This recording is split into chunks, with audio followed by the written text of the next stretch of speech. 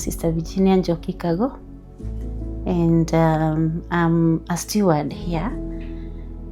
People in other places will call them administrator, but for me, I prefer to introduce myself as a steward. So I'm the one in charge of this institution for a couple of years now, because they came here when I was a young sister, but then I was not the one in charge, but I learned how to learn it from my predecessors. The sisters were there before me.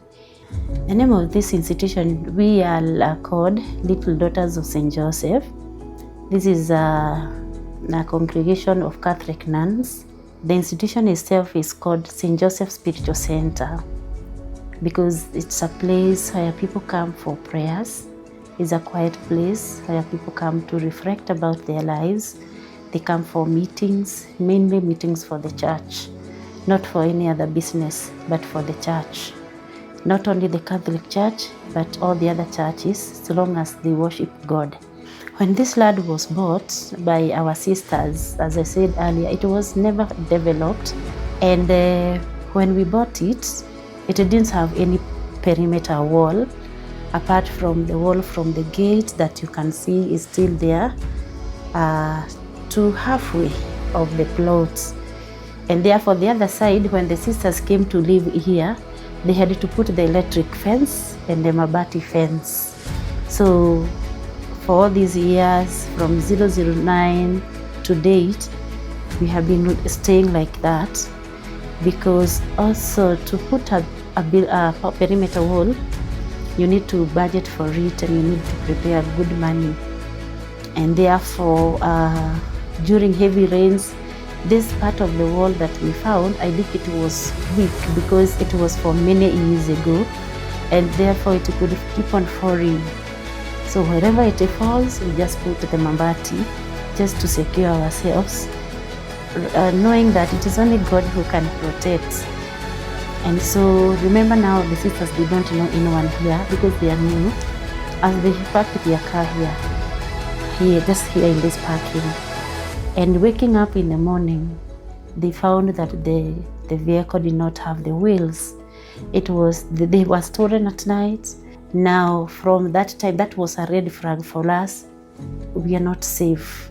Another thing that also made us to start thinking about our safety, and so we could find the cows of Masai here in the compound, eating our grass, waking up in the morning, and we were like, what is all this? And therefore, this one, it was an eye-opener that we need to secure ourselves.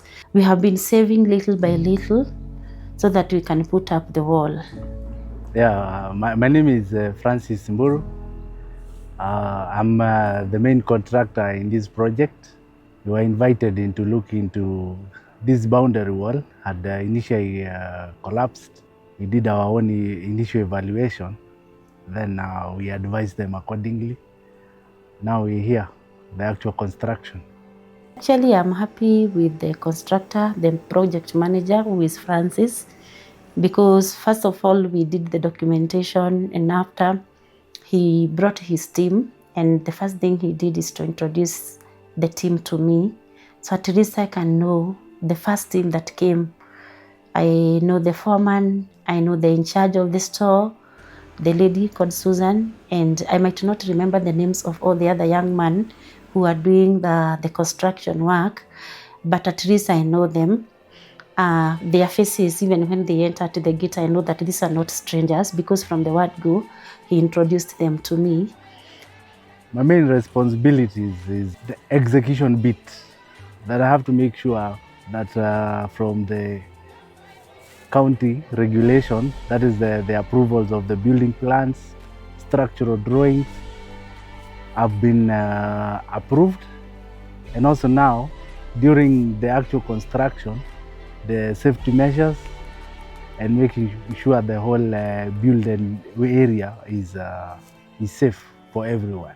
They all have reflectors, they all have these working gears, which is also very important, because working in an institution like that, and even in a project like that, If you don't have protective gears, that is against occupational health and safety.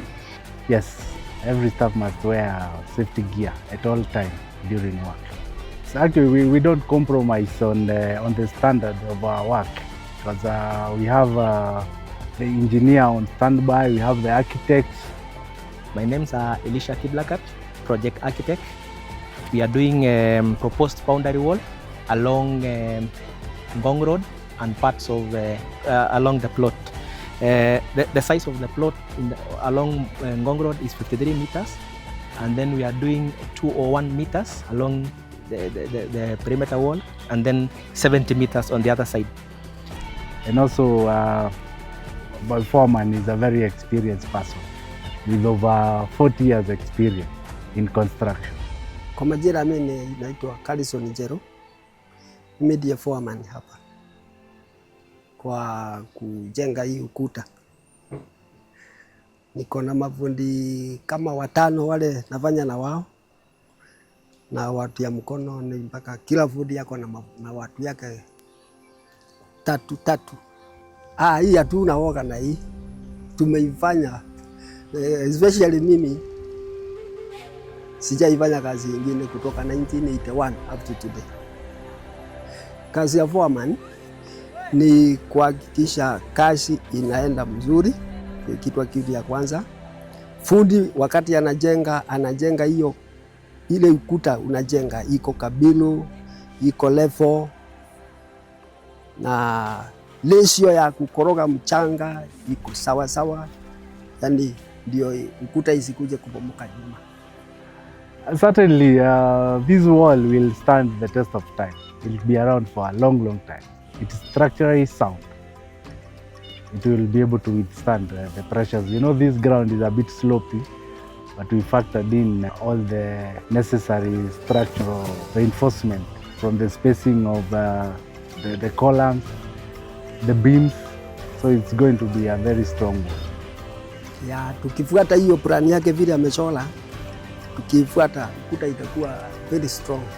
Vile wamejitolea kuifanya, wanaifanya na roho mzuri, na ambayo hata vile sisi wenyewe tumewapatia kazi, hatuna hiyo doubt. Tumewapatia tukijua hii kazi itatokeleza vizuri. Our place will be so, number 1, we shall be secure. Number 2, the place will be beautiful. It will look nice.